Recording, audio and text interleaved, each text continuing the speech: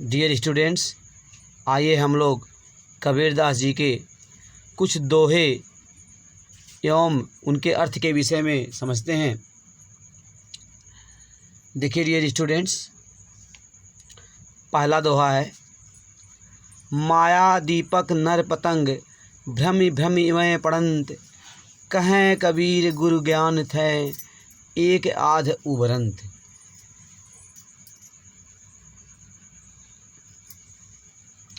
अर्थात कबीरदास जी कहते हैं कि ये संसार माया का दीपक है।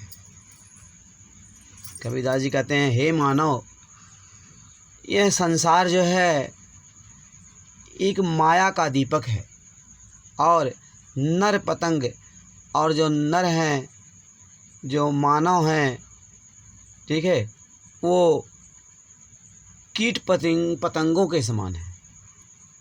भ्रम भ्रम में पड़ंत, भ्रम में आकर के इसके चारों तरफ जो है मंडराते हैं और मंडराते हुए जो है गिर पड़ते हैं। अर्थात जो है इस प्रकार उनकी यहाँ मृत्यु हो जाती है। क्या मतलब, क्या कह रहे हैं?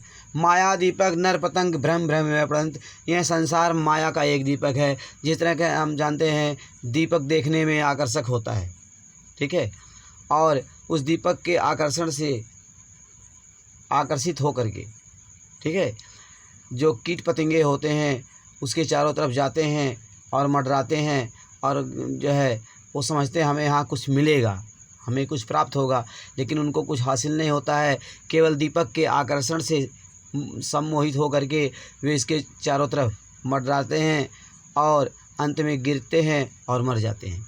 ठीक उसी तरह से कबीरदास जी कहते हैं कि यह संसार एक माया रूपी दीपक है, ठीक है, और जो मानव हैं वो कीट पतंगों के समान हैं और भ्रम में आकर के इस माया रूपी दीपक के चारों तरफ जो है मंडरा रहे हैं, ठीक है, अर्थात इस संसार में पड़े हुए हैं और अपना जीवन जो है ऐसे ही व्यर्थ में जो है गंवा रहे हैं और एक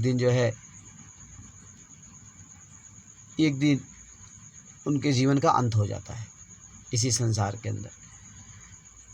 आगे क्या कहते हैं, कहें कबीर गुरु ज्ञान थे एक आध उबरंत, कहें कबीर गुरु ज्ञान थे एक आध उबरंत।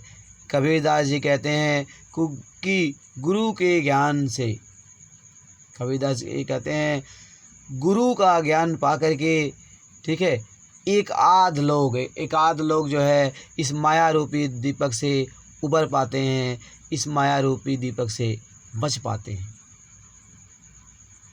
देखिए दूसरा दोहा क्या है, कबीर कहा गर्बियो ऊंचे देखी आवास, काल ही पर यूं भवें लोटड़ा ऊपर जामे घास। कबीरदास जी कहते हैं, हे मानव, आप क्यों गर्व करते हो, क्यों घमंड करते हो?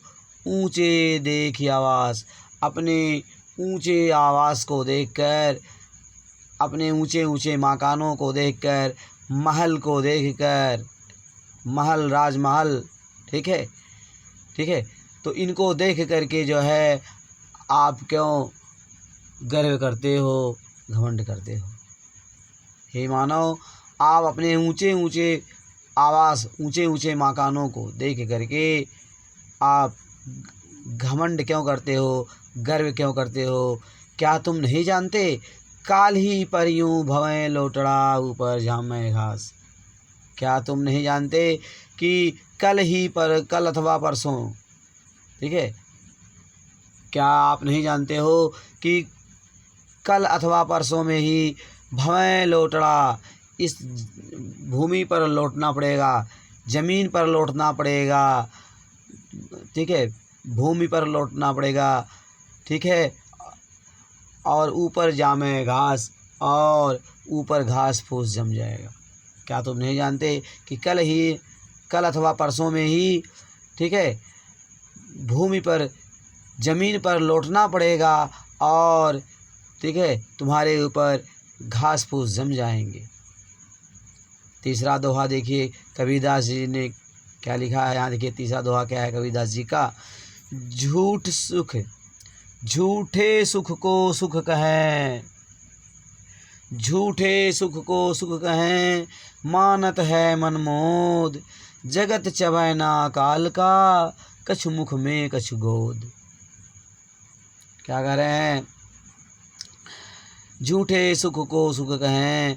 लोग झूठे सुख को सुख कहते हैं, सुख समझते हैं। मानत है मन मोद, और मन में जो है प्रफुल्लित होते हैं, मन में जो है मुदित होते हैं, प्रफुल्लित होते हैं, प्रसन्न होते हैं। अर्थात क्या, लोग इस सांसारिक सुख को ठीक है, लोग क्या समझते हैं, वास्तविक सुख समझते हैं। ठीक है, और मानत है मन मोद, और ठीक है मन ही मन क्या होते हैं, प्रफुल्लित होते हैं, प्रसन्न होते हैं। जगत चबै ना काल का, कछ मुख में कछ गोद।